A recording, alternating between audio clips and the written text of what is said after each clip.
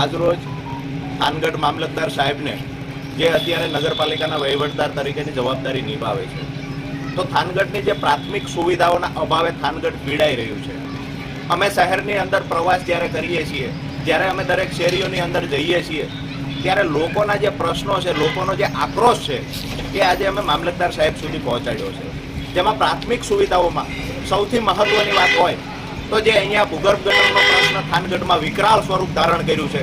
ગટરોના ખુલ્લી ગટરોના પાણી ઉભરાઈને લોકોના ઘરમાં ઘૂસી જાય છે. જે ખરેખર ઓન પેપર ભૂગર્ભ ગટર બોલે છે એવી જગ્યાએ પણ હાલ ખુલ્લી ગટરો છે. આજે અમે મામલતદાર સાહેબને એ બાબતે રજૂઆત કરી છે.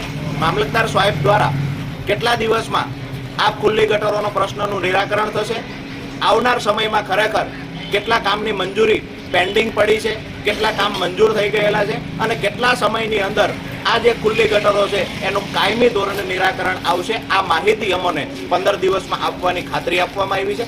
સાથે જ અમારી બીજી રજૂઆત હતી કે જે ઓવરબ્રિજનું કામ લટકતું છેલ્લા 8 વર્ષથી છે, કે ઓવરબ્રિજના કારણે થાનગઢના 2 ભાગલા પડી ગયા છે. થાનગઢની જનતા, થાનગઢના નાના વેપારીઓ, થાનગઢના મજદૂર વર્ગ અને આજુબાજુમાંથી આવતા ગામડાઓમાંથી જે લોકો આવે છે, આ તમામ પીડાઈ રહ્યા છે. ખરેખર અહીંયા એક ટ્રાફિકની ખૂબ મોટી સમસ્યા ઊભી થઈ છે ઓવરબ્રિજના કારણે. અનેક લોકોની રોજીરોટી છીનવાઈ ગઈ છે ઓવરબ્રિજના કારણે.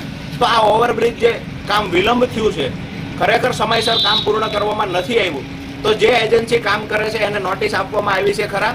એજન્સી પર કાંઈ કાર્યવાહી કરવામાં આવી છે ખરા? અને કેટલા સમયની અંદર આ કામ પૂર્ણ થશે, આ માહિતી પણ અમે મામલતદાર સાહેબ પાસે માંગેલી. મામલતદાર સાહેબે અમને ખાતરી આપેલી હતી કે આવતા 15 દિવસની અંદર થાનગઢની જનતા માટે ખરેખર આ માહિતી જાહેર કરવામાં આવશે.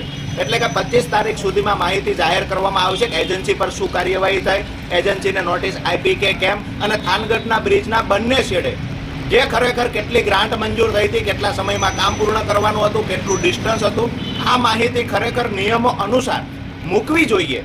આરએનબીની વાત હોય તો ભલે, પંચાયત વિભાગની વાત હોય તો પણ ભલે, શહેરી વિકાસની વાત હોય તો પણ ભલે, જાહેર જનતા માટે માહિતીના જે હોર્ડિંગ્સ મૂકવા જોઈએ, આ બ્રિજની આજુબાજુમાં શા માટે મૂકવામાં આવ્યા નથી, આ તમામ પ્રશ્નોને લઈ અને મામલતદાર સાહેબે 15 દિવસનો સમય માંગ્યો છે. 15 દિવસમાં ગટરના પ્રશ્નના મુદ્દે અને ઓવરબ્રિજના મુદ્દે ખુલાસા કરવામાં આવશે. સાથે જ જે મહત્વની વાત એ પણ અમારી રજૂઆત હતી કે થાનગઢમાં અલગ અલગ જે પ્રાથમિક સુવિધાઓની વાત કરીએ તો ખાસ કરીને શુદ્ધ પાણી થાનગઢના લોકોને મળતું નથી, કેમિકલ યુક્ત અને ગટરો સાથે મળેલું પાણી આવે છે. તો આ બાબતે સોમવારથી કાર્યવાહી ચાલુ કરવાની પણ આજે અમને ખાતરી આપવામાં આવી છે. જો આવનાર દિવસોમાં કામગીરી પૂર્ણ કરવામાં નહીં આવે, થાનગઢની જનતા માટે તંત્ર જાગશે નહીં, તો આમ આદમી પાર્ટી અને અમારી ટીમ શહેરીજનોને સાથે રાખી અને ઉગ્રથી ઉગ્ર આંદોલન કરશે.